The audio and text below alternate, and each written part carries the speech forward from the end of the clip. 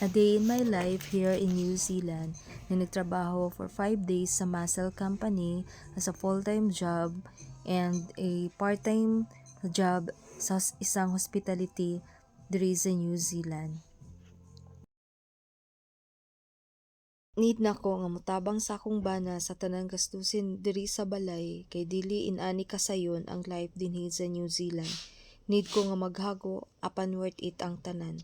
Tung unang pag-abot nako diri abi nako og dili nako kaya bisan og nakahuman ko og eskwela nga Bachelor of Science in Accountancy sa Pilipinas kay tungod sa kadugay na nako nga nag-stop sa akong work. 8 years lang ko nga nag-work sa Pilipinas and after that nung nagkaanak nako nag-stop na ko work. So 13 years ko nga nakatambay sa balay as a plain housewife na nag-alaga sa mga bata. Pero bisan pa og nag-alaga ko sa ilaha, happy ko sa akong gihimong career as mother.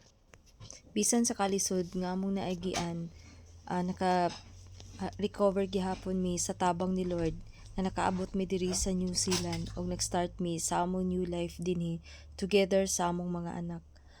Wala pa mi kabalo sa next chapter sa among journey sa life namo dinhi sa New Zealand, but we surrender to God kung unsa ang iyang plano for us.